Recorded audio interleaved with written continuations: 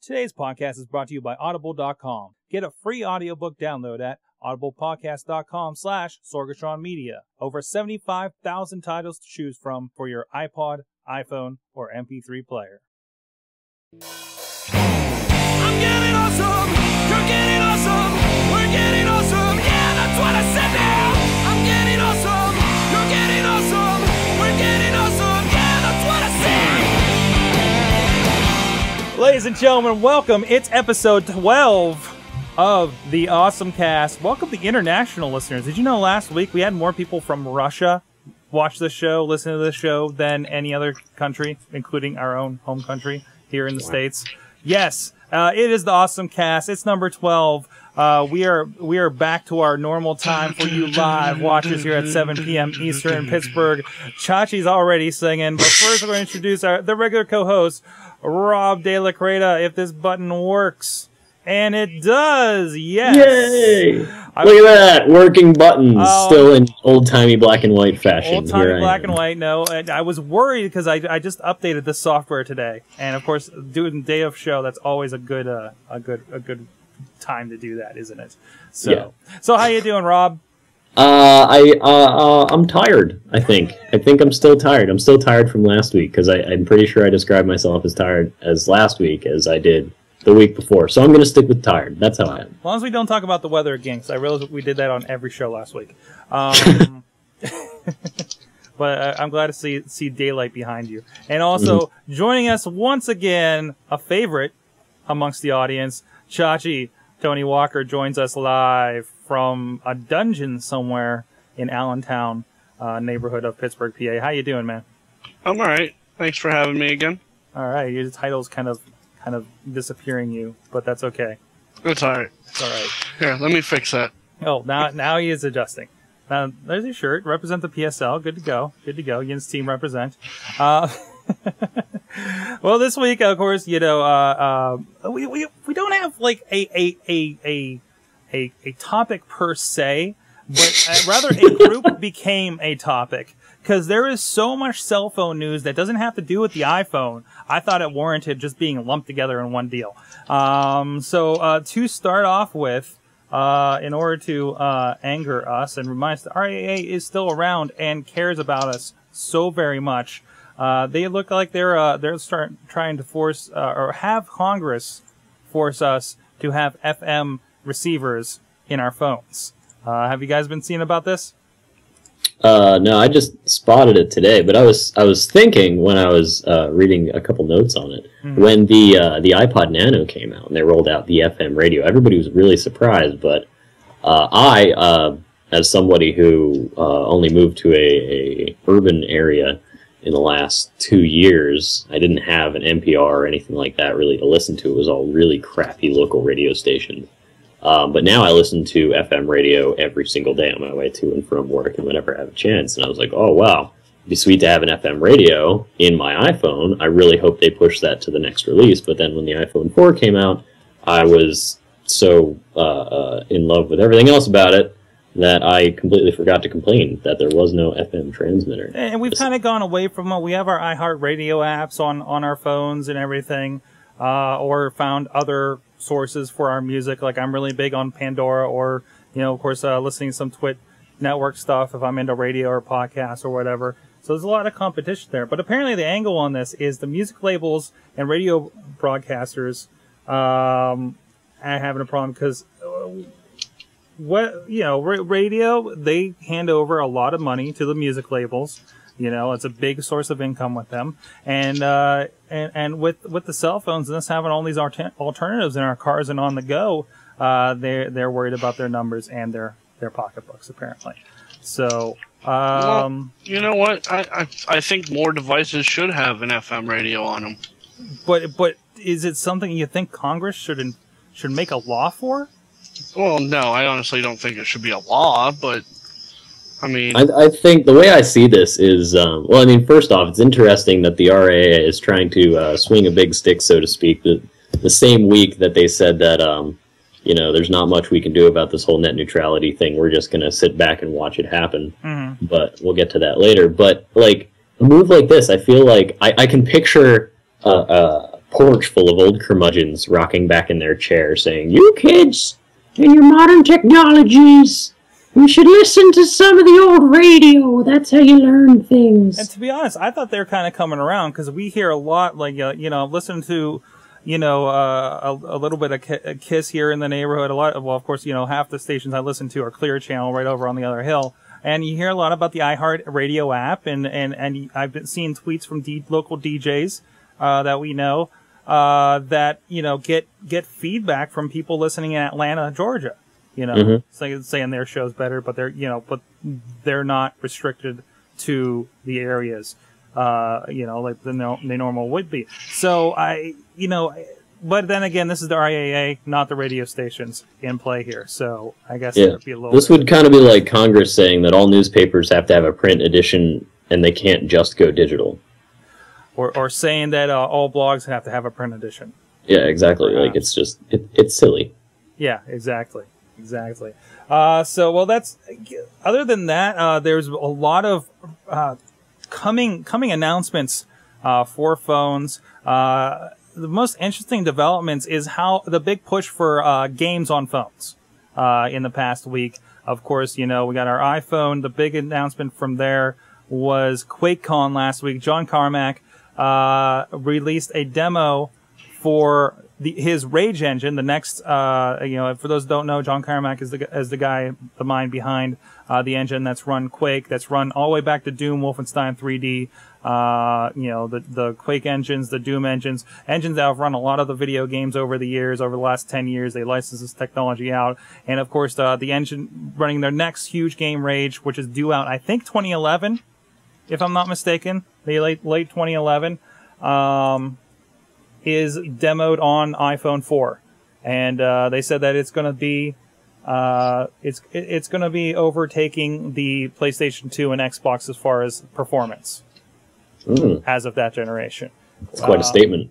And so, I mean, it's something like that. This is a technology that's licensed out to a lot of people. This is akin to when the PlayStation 3 was coming out. They demonstrated the Unreal Tournament 3 on there, which, again, a lot of your games are built off of. Stuff like BioShock, I know, is built off of there. Most of your major titles that didn't build from the ground up. The Unreal, I think, is one of the larger engines, and this could be a big opening as far as that goes. So, yeah, absolutely. Like you said, the engine gets adapted for everything. So if this works as well as it looks like it does, it could certainly open the doors for a whole lot of developers to just kind of jump on the bandwagon and get in the mobile space in a very easy way. And a little bit of commonality there. Because I know some people they're looking for how do you program for these for the iPhone and everything as far as 3D and everything. I know Unity, Malengo, who's in the chat room, has been looking at for some development, but there's not much as far as platforms out there, and this would be a giant bridge to bring people developers over and bring even more stuff to the phones, so. Do we really need that, though? What do you mean? I mean, seriously. I stare at my phone enough in a day. But this is an emerging market, though. I mean, never before has, again, we talked about before, a lot of people have been joking along with this news about the N-Gage, that Nokia put out a few years ago that didn't go anywhere. Was their big push for a gaming first phone. And now we have everybody with a huge platform in your iPhones, your iPads, with, I think the numbers are more than the Nintendo DS as far as, units out there, units sold.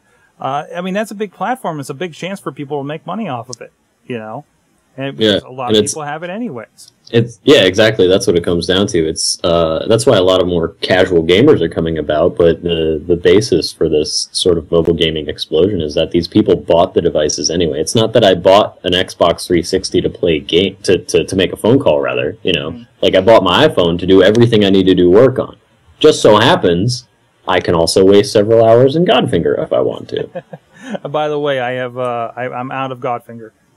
Really? It's done. I had this discussion the other day. At the time I spent on Godfinger just farming for gold and finding other people to enchant on other planets and waiting for it to load and everything, I could have read the rest of the Ultimate X-Men series.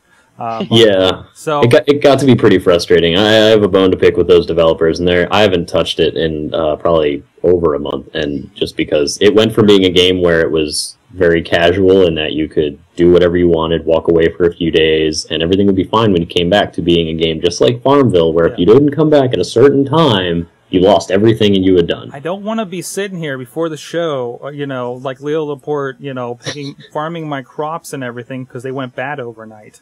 And the servers were down half the time anyway. Yeah, they got a big rush after they went iPhone as well. I'm not sure they were ready for that, and they kept going down. Yeah, definitely. Yep. I think my wife pulled out of it because of that reason. It just got too frustrating. You can't be a casual game and have downtime. Yeah, and you can't be a time-based game and have downtime either. It just doesn't make sense. Yeah, it's like, while the server's down, are my crops dying? Yeah, exactly. Is my gold turning to rust? Come on. I mean, these are terrible rat hole of first world problems. Yeah, first world problem. Whereas somebody out there has real crops that are turning to dust. But as far as gaming goes, we got 2 rumors and something solid from Microsoft of all people. We've been waiting for something from them. Well, or we gave up on it a while ago, and I'm kind of surprised something might actually happen. Of course, we know the Windows 7 phone is coming out. I think it's due this fall. Is that correct? Yeah, that sounds right. Yeah. Well, and this is what was said, the worst titled article out here, because we kept skipping over it in the show notes. Xbox Live launch titles for Windows Phone 7 finally revealed, and they've got a full preview over there at Engadget.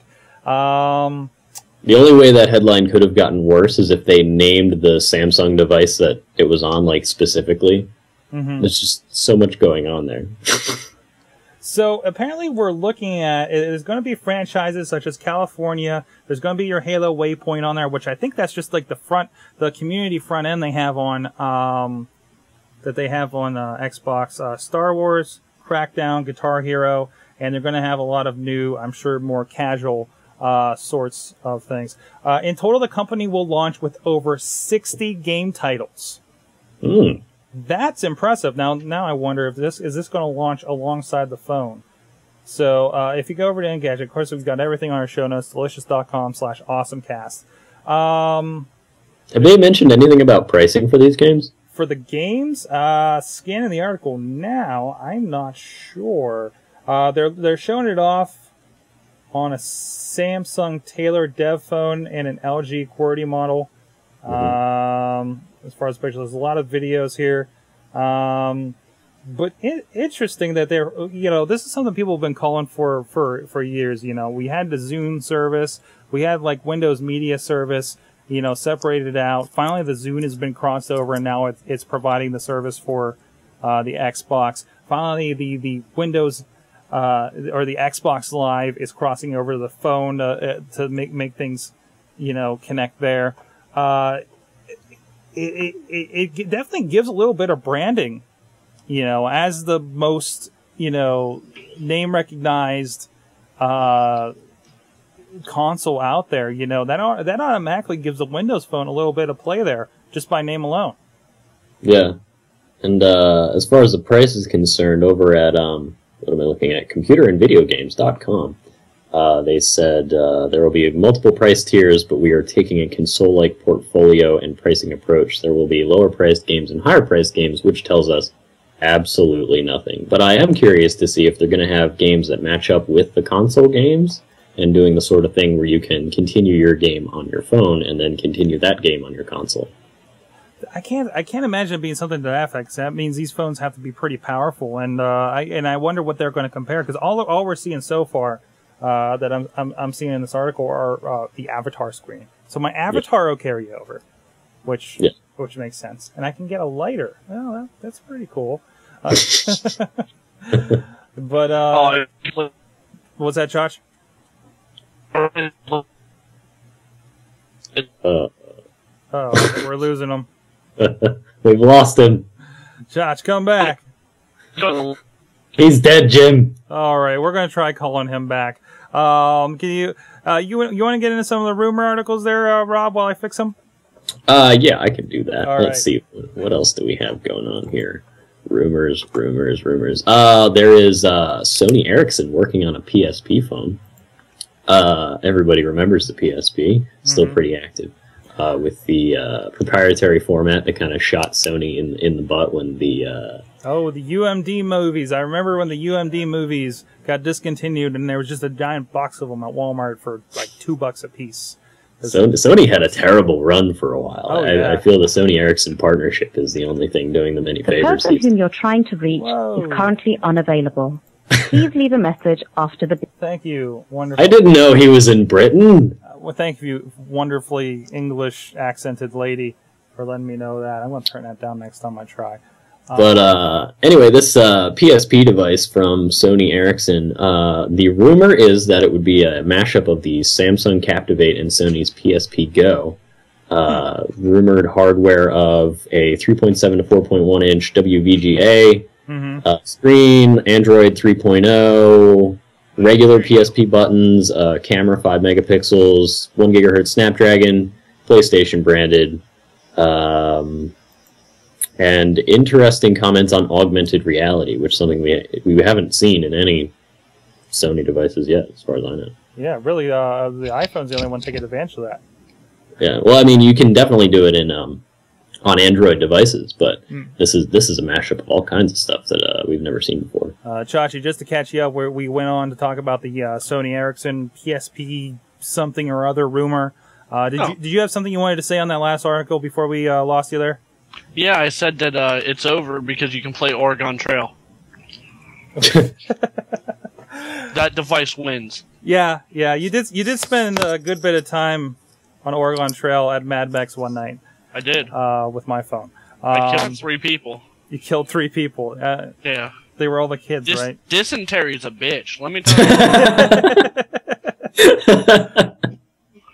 I mean, you can only run for so long before you get the runs, I guess. And we have a show title. Congratulations. I'll have to write that down. I swore again. I'm sorry. But anyways, just to catch you up, apparently the Sony Ericsson concept, there's a rumor they're trying to work on a PSP-esque phone.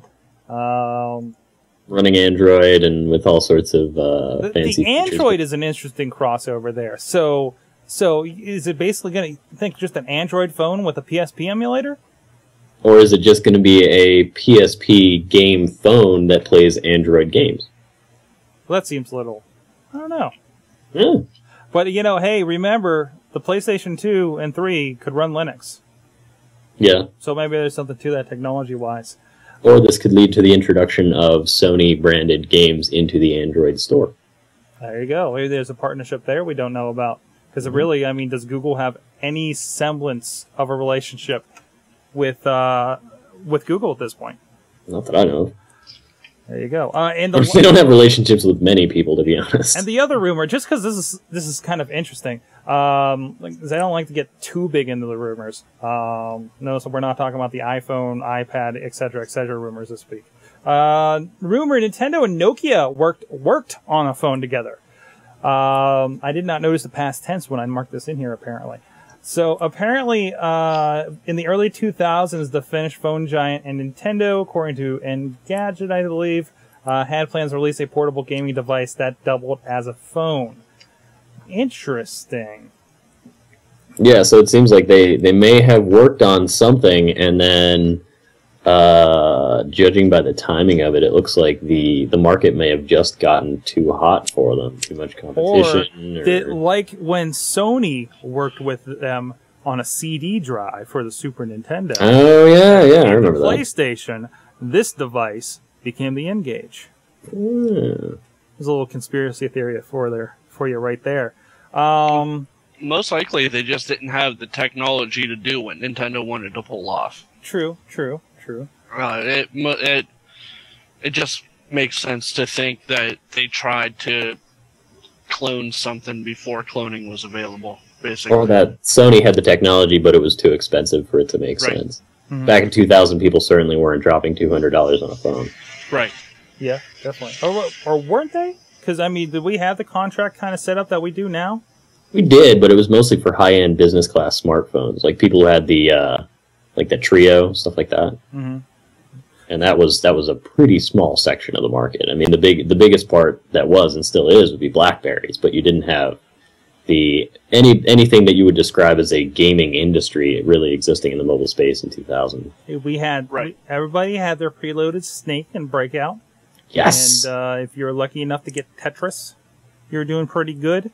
So, yeah, it's come a long way, guys.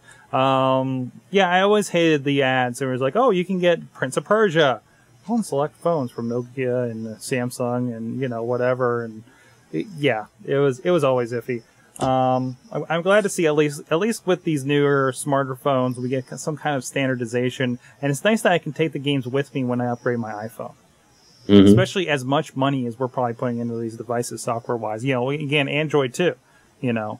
I mean, never have we had this experience where we can kind of migrate, you know, agnostically of our device, you know, onto something else.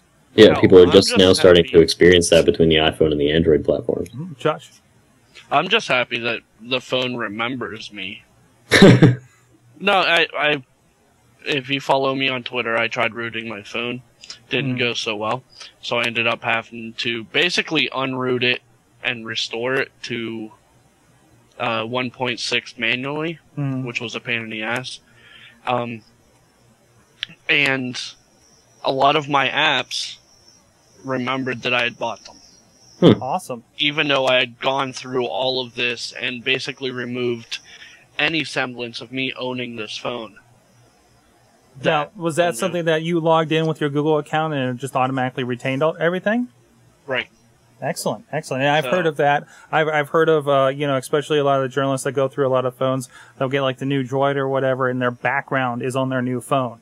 And I'd be interested, you know, presuming, Josh, you get another Android phone from your G1 there when you're up. What's that? I will.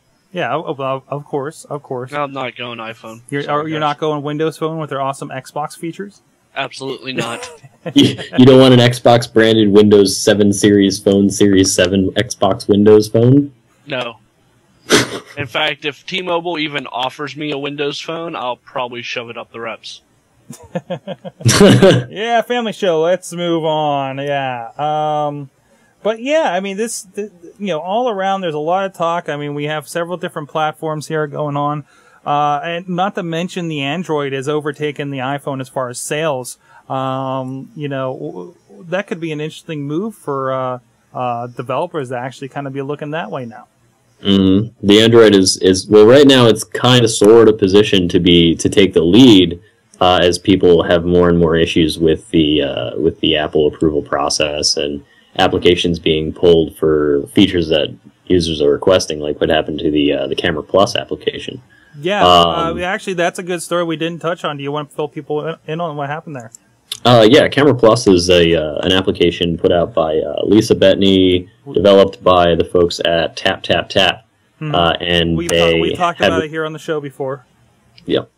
And they had released a feature in the application in the latest update, which meant that when you held your phone on its side, you can actually use the volume buttons as the camera button. This is something that most other phones cover this space by including a dedicated camera button, but for all cameras on the iPhone, by the terms of service as a developer, all camera buttons have to be software-based, and you are not allowed to modify any of the hardware buttons to replace any features. So a volume button will always be a volume button and nothing more than a volume button.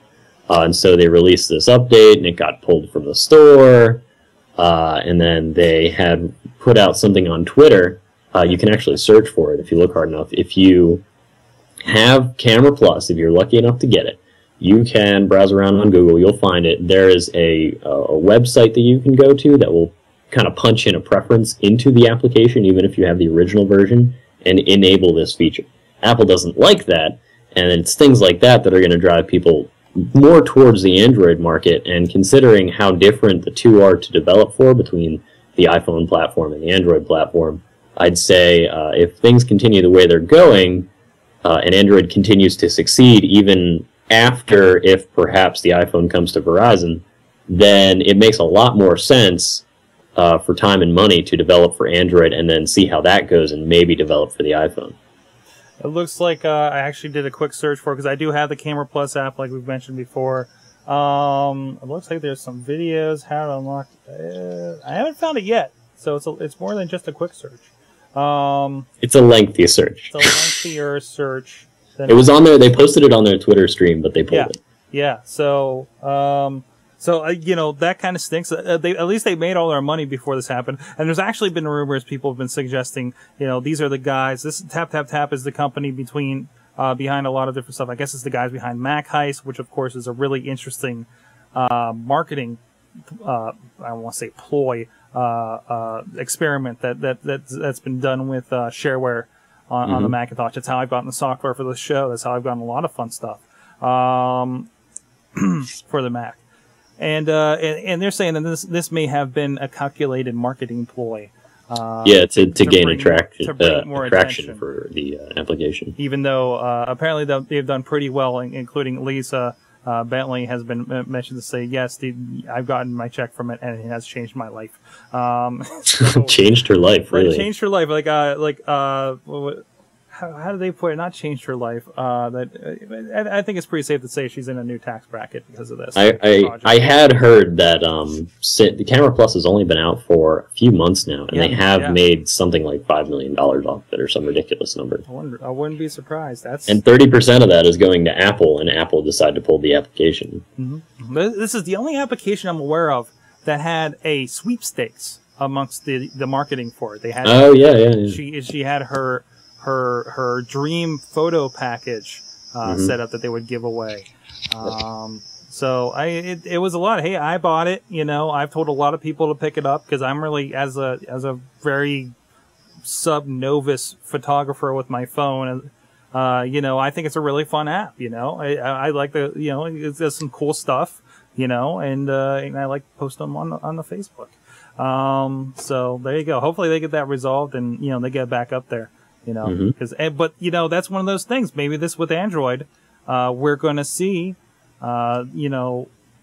maybe Apple's going to have to fold on a couple of things as far as the developer relations and actually work with them better, especially if we have the openness of Android. I don't know how hands-on Google is as far as their developers. Not too hands-on. I mean, the only real hands-on thing you could say they did was when there was that one malicious application that they actually pulled from the devices, which is something that Apple has yet to take advantage of. And that's where, even if you installed it, you paid for it, you downloaded it, whatever, Android and Apple, well, Google and Apple both have the ability to suck applications off of your phone. And Apple hasn't done that, even with, if you have Camera Plus and you have the update, they didn't take it back. If you have the flashlight application that allowed tethering, they didn't pull that either, which kind of blew my mind. I figured that would be the one to go. So even though they're incredibly hands-on, they're very hands-off at the same time. So I don't know. It's anybody's guess.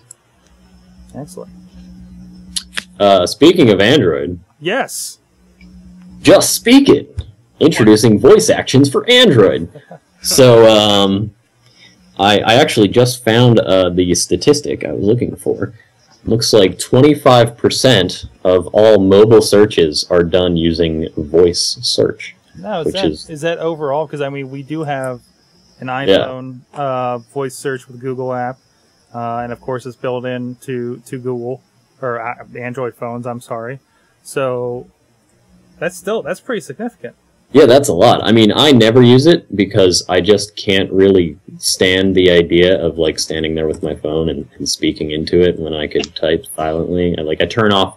My phone is on silent and vibrate for 99% of the time. I like it to be quiet and quietly tell me things, and I quietly tell it things because it's an input device. Do you whisper to your phone, Rob? I do, actually. I when I said that, I pictured myself kind of hunched over in a corner whispering to my phone. But, yeah, so a lot of people are using this voice technology. And so Google has rolled out this new thing. Hold on, I'm doing a lot of clicking here. To allow you to do a lot more than just do searches on your phone. So the full list of actions capable on this new voice actions kit is to send text, listen to, call, send email, go to a website, note to self, navigate to, directions to, and map of. This also bounces off the purchase of Siri that they had. Did Apple buy Siri? Yes. Do you remember? Yes. Yeah, Apple bought Siri, which is basically the exact same thing. I used Siri for a while. I tested it out. And a lot of people I know who have used it say it is the absolute best voice recognition software you can get on a mobile device.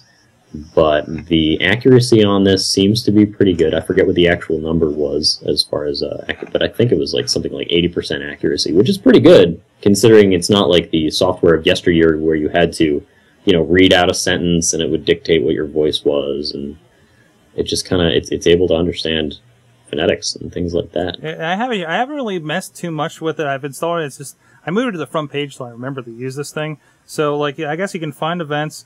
What's playing at Club Zoo, maybe, and we'll see. And you got your little speech bubbles there, and it's asking find events. There we go. Okay, I'm looking for events near your current location in Pittsburgh, so it's picked up that, and it gives me a bunch of results from there. So I mean, it's I've been wanting to kind of find options to use my phone in the car when I'm not supposed to be texting. Yeah, I know what you mean. Basically, let's be honest. That's what we're all trying to do with this. I like the Android seems to have more options for us naughty driving phoners. It's not even that. The Android is making it easier to use. Mm-hmm. They're throwing it out there and saying, "Oh, you should use this instead of texting while you drive." Mm-hmm. You stupid human. But I mean, no, seriously. Some of the latest devices are coming with buttons, physical buttons, on the device that activates the software. Mm-hmm. And that's a lot easier than flipping through your folders, finding the folder you put it in, and activating your software. Mm-hmm. Right. Well, I think the devices you're talking about, I've tested a couple of them, like the Motorola Devour, and it seemed like the timing they launched them on the device, there certainly wasn't any kind of accuracy involved. It was when Google had first put out, well, not first put out, but not any relaunch like the voice actions they're talking about today. And like when I used it on MotoBlur, it was neat that the button was there. That was cool, but it would have been great if it actually understood what I was saying. And I have heard a lot of people with the same complaints. I think that was more throwing the feature out there to see how people like it, see how people react to it. It's a button you don't have to use if you don't want to. Well, right. And with Android devices, you are able to reprogram your buttons. Right. So, and it's also, there's things like the Ford Sync, which you can link your Ford Sync to your Ford automobile. And you can tell it to, read new text messages out loud and things like that. And you can turn your automobile into a fully text recognizing machine. I mean, you can't drive it with it, but technology-wise, using your phone and operating your music and things like that, you can certainly use a complete set of voice options. Well, I can't tell you what makes me feel that you can control pretty much everything in a car with a phone.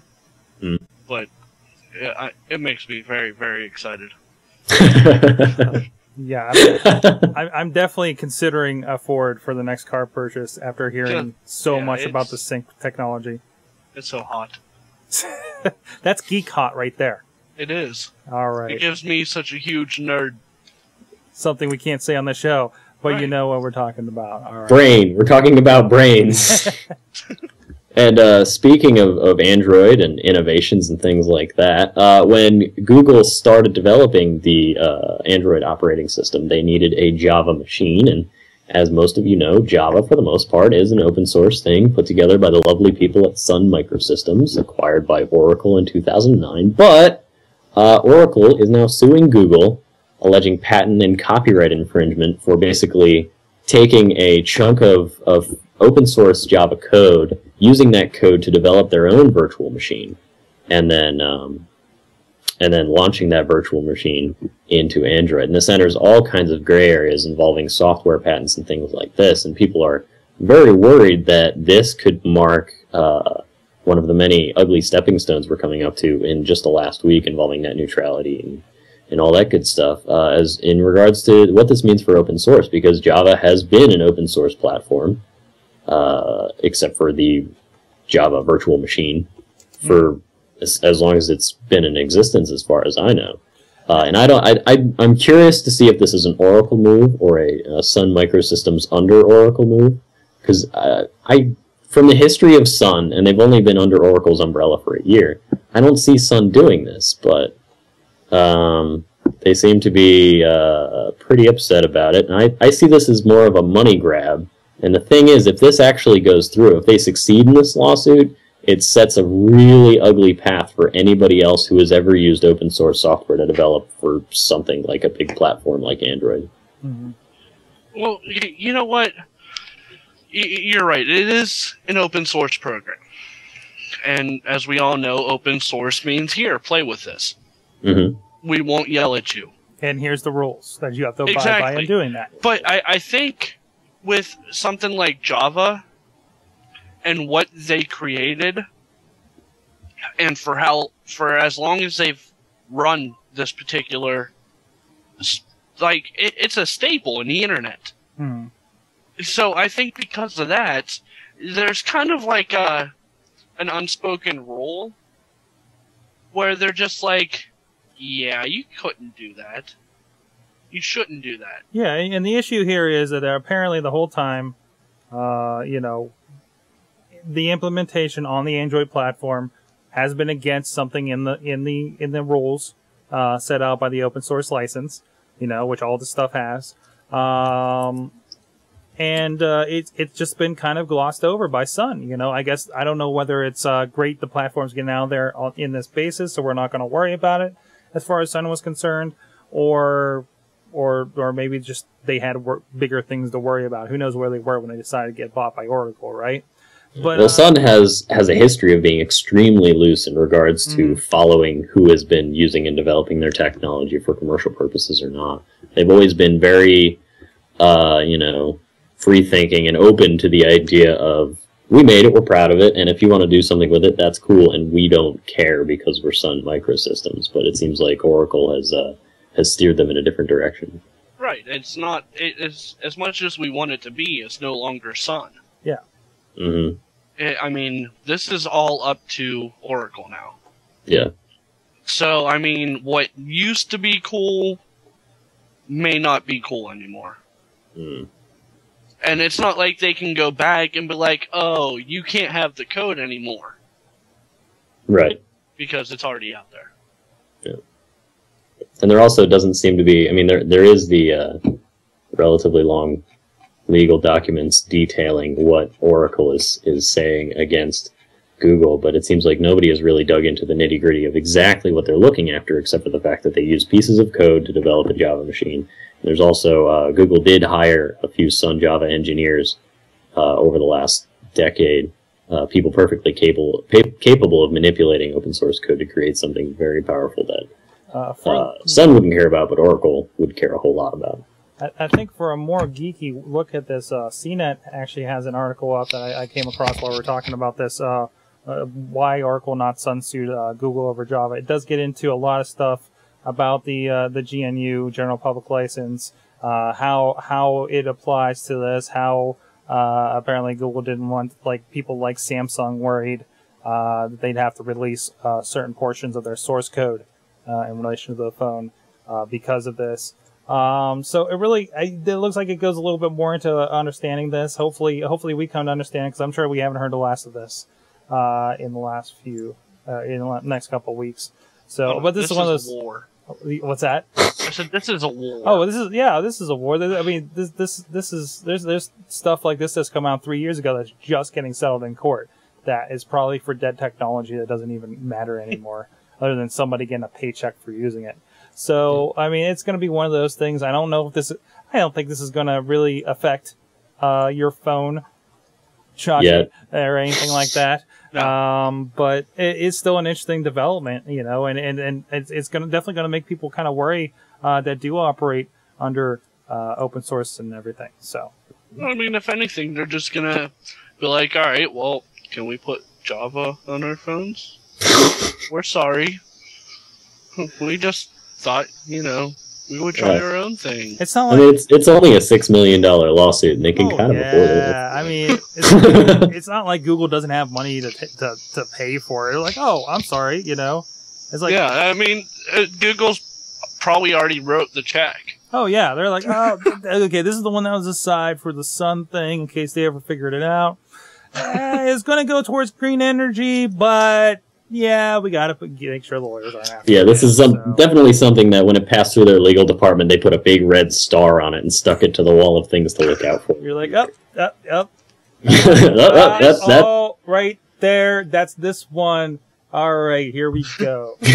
All right. So, oops. Which lawsuit are we going to settle This before week. lunch? Yes, there you go. I mean, that's a safe job being a lawyer for a big company like that, I'm sure. But for people that don't have so much money, like us in this podcast, we have sponsors so we can try to make up the difference. And it's only an advantage to you. audiblepodcast.com/Sorgatron Media. One free audiobook for you. You keep it. You can try out all the service for 14 days. Even checking out the iPhone app, the Android app. I think they're on BlackBerry now, if not in the near future. If you've been digging into the BBM commercials that have been out there. Ugh. But hey, it's an option for you. And of course, we like to put out there a little something for you guys to check out. Something I actually just started this week. And it's been on my list for a while. Freakonomics. Have you read Freakonomics, Rob? Yes, I have. Oh, good. You can help me out because I'm just getting into it. But I had to pull up. But I checked out the chapter listing, which any of you can check out if you look up Freakonomics and kind of get a gist of it over on Wikipedia. Here's the chapters. Chachi, you'll get a kick out of this too. Chapter 1, discovering cheating as applied to teachers and sumo wrestlers. Information control as applied to the Ku Klux Klan and real estate agents. Let's see, the economics of drug dealing, which ironically was a topic in 37 Signals rework that I think we've mentioned before on the show. So, yeah, the impact, well, it started off, the first concept they laid into you was that the crime rates lowered because abortion was legalized. So, hot button topics for sure, backed up by some stats. It's, well, you read it. What's your impression of this book here, Rob? Well, it touches a lot of things that tie pop culture and economics together. Is usually the easiest way it's described. A lot of people who aren't necessarily heady into economics, you think money, you think the economy, you think Wall Street, but everything has an economic approach to it. And Freakonomics takes a look at everything in how something on one side of the planet can affect something on the other side of the planet, and like how the role of legalized abortion may have played a role in reducing crime, and how it affects everybody. It's a fantastic book. It's one of those things that, regardless of what you're really interested in, if you're interested in like the world around you, it's one of those books you should read. Definitely. So that's our pick this week. audiblepodcast.com/Sorgatron Media. It's a great offer to try it out. See if you're into the audiobooks. You listen to this. It's an easy transfer. Just don't stop listening to us when you pick up a 7.5-hour book like this. Please. Don't forget about us, please. Don't forget about us when you've moved on. It's so easy that I signed up during this commercial break. There he goes. 14 days, so we'll get a review. Yeah, go check that out. Freakonomics, a rogue economist explores the hidden side of everything. There's actually Economist. Oh, it's been a long day. There's actually like three. Oh, don't blame the day. There's like three. What did the day do to you? Don't be so hard on it. And there's actually 3 different flavors here. There's a revised edition, the one I just said, and the Why the Free Market Works and the Freaky Theories Don't, which is actually about a half hour longer than the other ones. So there you go. You got a lot of flavors there to check out. All mostly read by the same guy. No. Oh, you can actually, if you don't like the narrator, you can move on to the other one. But it doesn't matter because everyone's free. One of them is yours free, or whatever else you want to pick there. So, all right, moving on. I guess we need to revisit a topic now that we kind of have it spelled out for us a little bit. As I removed my deal. Well, first of all, AT&T, of course, had to chime in on the whole net neutrality aspect. Over at Engadget, they're talking about it there. And of course, AT&T is going to support it as well as they've been doing with the iPhone and dealing with data online and limiting it and the requests that we've heard of over the last few weeks that they made for the iPhone. What was the one that they limit YouTube to 20 seconds or something like that on the phone. But also, meanwhile, Time Warner, not so interested in it. Which is really interesting, because I hate Time Warner. I really do. And I have to hate them. Like, I wake up every morning and one of the first thoughts in my head is, don't forget that you hate Time Warner. What is this from? Was this your carrier out in New Jersey? No. Well, I mean, Time Warner falls under the Time, the Warner umbrella, and the whole company is kind of SOL. Like, their CEO is kind of a man. I have so many words I can't use right now. he's such a HP CEO, right? It's one of those on the East Coast, at least. It's one of those smaller ISPs in comparison to Verizon and Comcast. And I don't know a whole lot of people who have been super happy with the way that the company has been run, or they've been treated as customers and things like that. But like you said, Time Warner. Well, the skinny here is that AT&T said what you said about keeping the wired internet neutral, but turning the wireless space into a segregated, allocated platform. We're down with that. Whereas Time Warner Cable said, no, none of it. We want everything that's wired and everything that's wireless and everything that we call the internet to be completely free, unfettered, and traditional the way it's always been. Mm-hmm. So, oh, somebody's here. You guys go ahead and talk about it. You have the commandments up. Somebody explain the neutrality, and I'll take care of this over here. Yeah, we should probably run down. Device.com actually put up a pretty fantastic article. Net neutrality is something that people argue about constantly, and a lot of those arguments stem from people not understanding it. I can give you a quick explanation of what Google and Verizon were proposing, which was basically what I said as far as the wired internet, keeping that open and free the way you know it to be today, but having this second tier to the internet for the wireless space, in which say you can get whatever you want, wired stuff, but on your phone there will be a priority placed on certain things, a completely a controlled environment where it could be down to, because the way they phrased it was to strategically allocate resources, which is something an IT manager and system admin would certainly appreciate, where certain resources are more important than others. But it also opens a hole where, say, Google sees a competitor coming up the pipeline, and they say, no, our services are way more important than ours. And then you see issues where things that happen on the open internet, where if, say, Chachi wants to start a VoIP service or something like that, he has the exact same access to the users that Google does, or that Skype already does. But if his service is better, then he has the ability to jump into that market. Whereas if Google has control over the resources and everything, they can stem off his resources because he's not as important, because he's not as popular. And it creates this really weird resource economic situation where suddenly there isn't that much competition. And as we all know, competition is a fantastic thing.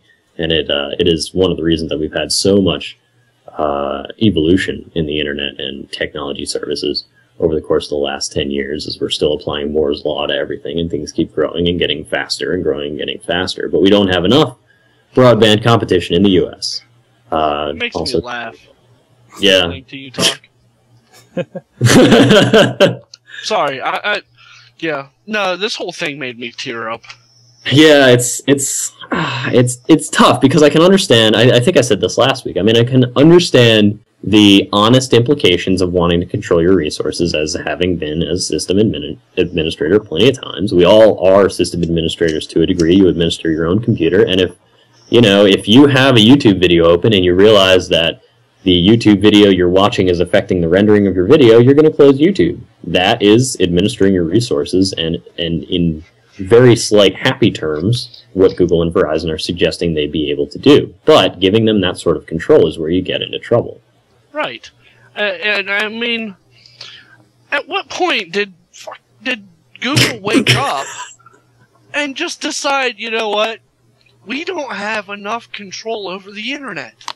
Well, I think more the question is, of course, this is work with Verizon, and they're big partners with Verizon because of course, Droid phones, Android, and everything. So they want to make sure their services are going to run over their network. And I think it seems more like this is a negotiation. Of course, this is not the final be-all document. These are all put up as recommendations to the FCC on what Google and Verizon agreed on that they would suggest to the FCC. So this is just the beginning of the conversation that they've kind of jump-started. Yeah. That's been happening this whole time. It's just now we have sort of a apartment. We have a sort of the other side of the story spelled out for us as far as what these other companies want. Mm-hmm. Well, yeah, but still, along the lines of what I was saying. I mean, Google, it's the most popular search engine in the world. Not really. No. Well, not anymore. They're fighting in Asia, at least they're fighting. They're not the most dominant in Asia. There's that other search. Well, that's because China is, Well, even before censorship, they're not the most popular. Okay, fine. They're huge. Agreed. Right? And now they're just trying to take away my free internet. Well, my open internet. It's not terribly free, but yeah. I mean, I pay for the internet, but I mean, my open internet. Mm-hmm. Yeah. Well, it's something that happens as an evolutionary step to like all systems to some degree. It happened to the radio. It happened to cable, like we talked about last week. The internet is certainly next, and we're seeing issues like we need more competition. We need more broadband penetration, and the question is, how involved can the government get in these kind of decisions? Do we want the government to subsidize these kind of things? Do we want... And then it gets deeper and deeper in ideas like the three strikes law that you see in Australia and what was repealed in France, I believe, which was that if you are accused of copyright violation 3 times, you lose your ability to use the internet. And then, is the internet considered a utility, and do you have the right to internet access? But it's still just a privatized commercial application. The whole thing is an incredible layer cake of confusion, and I think that's why Google and Verizon eventually came out and said, you know what, seems like nobody else is taking the reins on this one, and the FCC certainly doesn't care. So we're just going to toss this out there, There's been talk. I mean, see how it goes. The FCC's been, they've had plenty of talks. They've been in here in Pittsburgh and had a bunch of people have a panel discussion. I don't know what the heck gets accomplished by these, but it's I don't know. And plus, they got struck down with the Comcast ruling a few months ago, I think, was it? Yeah. So I'm sure that kind of made them kind of step back and say, okay, what are our, what should we be, regulating? So, yeah, I'd say the FCC has certainly been asking more questions than giving more answers in the last couple of years. It's like, somebody tell us what you want to be doing, which, as a government entity, maybe we should be. So everybody do that. I know I have a SaveTheInternet.org button over on my blog at Sorgatron.com. The thing is, SaveTheInternet.org was sponsored by Google, put out in 2006 to sponsor net neutrality. So, but now they're evil. Now I have to take that button off my blog. Yes. And find some other cause. You're saving the wrong internet. Even the EFF, the Electronic Frontier Foundation, apparently is arguing amongst themselves on how to handle this situation. Mm-hmm. It's a very sticky situation. It's going to go one way or another, and we're going to have to live with it. And they're going to take away my prawn. They're going to take away Chachi's prawn, and the rest of us that make our careers off of the internet are going to have to figure something out real quick. Whatever they decide. So, on that note, the guests, like you heard, the guests are here for the next show. We got to get this wrapped up. Chachi, hey, thanks for joining us again in the dark. I'm sending you a light, man. You're getting... Well, no, I have a desk light. I moved it so I could read. And I never put it back, and I don't open my window that's by my computer. It's very artistic I'm a nerd, right now. And bright light hurts. Of course. Your pale skin proves that. So hey, what do you work on these days? Well, you got anything? You wrote a blog recently, I think. I did. I don't know how good it's doing, but I did. You can check that out there. Follow Chachi. He's a good one to follow on the Twitters. He needs more followers. No, really, I don't. Okay. I have enough followers. Mm-hmm. I don't know. Excellent. Listen, if you don't want to follow Ashton Kutcher, you can follow me. That sounds good. I'm just as good. But you can't follow both. That's illegal. No, definitely not. Definitely not. Rob, anything coming up for you? How did your crazy bike fest go? Bike fest was pretty awesome. The light ride that we had on Friday night, my bike was decked out with 2 LED strips, 1 EL card, 1 strip of EL tape. EL is electroluminescent, so it like glows. I had 3 cold cathodes and a set of white LED Christmas lights in my rear wheel. All that hooked up to a total of 3 9-volt batteries, 3 AA's, and 1 12-volt battery.